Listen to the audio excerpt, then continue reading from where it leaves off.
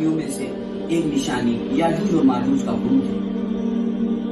دوستو ہماری سوسائٹی میں یاجوج اور ماجوج کے حوالے سے بہت سی افواہیں پھیلی ہوئی ہیں، یعنی یاجوج اور ماجوج کون ہیں اور یہ کہاں رہتے ہیں اور ان کا حلیہ کس طرح کا ہے اور یہ ایک فرد ہے یا پوری قومیں ہیں۔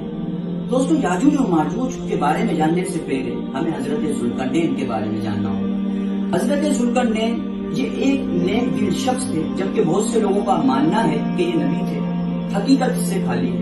حضرت ذوالقرنین ایک نیک دل حکمران تھے اور یہ اتنے طاقتور تھے اور ان کی فوج بہت بڑی تھی اور ان کی سلطنت دنیا کے کونوں کونوں تک پھیلی ہوئی تھی۔ حضرت ذوالقرنین جہاں جاتے وہاں اللہ رب العزت انہیں فتح عطا فرماتا۔ جب حضرت ذوالقرنین نے اپنی فوج کے ساتھ ایسٹ اور ویسٹ کی جانب ٹریول کیا تو وہاں پر ایک ایسی قوم کو پایا جو دوسروں سے بہت الگ تھی اور ان سے اشاروں میں ہی بمشکل بات کی جا سکتی تھی۔ جب حضرت ذوالقرنین نے اس قوم سے بات کی تو اس قوم نے یاجوج اور ماجوج کی مظالم کی شکایت حضرت ذوالقرنین سے کی اور انہوں نے کہا کہ ہمیں ان کے مظالم سے بچائیے۔ اس بات کو اللہ رب العزت نے قرآن پاک میں اس طرح فرمایا ہے کہ قالوا یا ذوالقرنین، اے ذوالقرنین ان یاجوج و ماجوج، کہ بے شک یاجوج اور ماجوج مفسدون فی الارض، فساد پھیلائیں گے زمین میں۔ اور اس قوم نے حضرت ذوالقرنین سے کہا کہ آپ ہمیں ان کے مظالم سے بچائیے، اس کے بدلے میں آپ جو چاہیں وہ آپ کو دیں گے۔ حضرت ذوالقرنین نے اس قوم کو جواب دیا کہ مجھے کسی چیز کی ضرورت نہیں، مجھے اللہ رب العزت نے تمام چیزوں سے نوازا ہے، بس مجھے کوپر اور آئرن دے دی جائے۔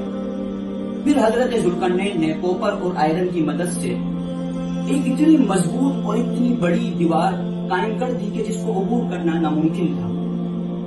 اور بہت سے لوگ مانتے ہیں کہ یاجوج اور ماجوج دیوار چین کے پیچھے قید ہیں، کیونکہ وہی ایک اتنی بڑی دیوار ہے، جبکہ حقیقت اس سے خالی ہے، کیونکہ دیوار چین ایک تفریحی مقام ہے اور وہ ایک ایسی دیوار نہیں ہے کہ اس کو عبور نہ کیا گیا ہو۔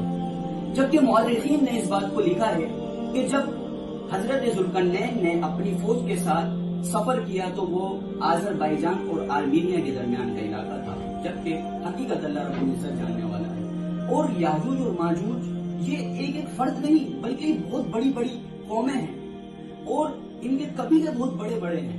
دوستو جب یہ قرب قیامت میں آئیں گے اور ان کی ایک قوم جب باہر نکلے گی اور کسی دریا پر جائے گی تو وہ اس کو اتنا بنجر کر دے گی اور اس کو بالکل خشک کر دے گی۔ جب دوسرا قبیلہ وہاں پر آئے گا تو وہ یہ کہنے پر مجبور ہو جائے گا کہ یہاں پر کبھی پانی بھی ہوا کرتا تھا، کہ یہاں پر کبھی سبزہ بھی ہوا کرتا تھا۔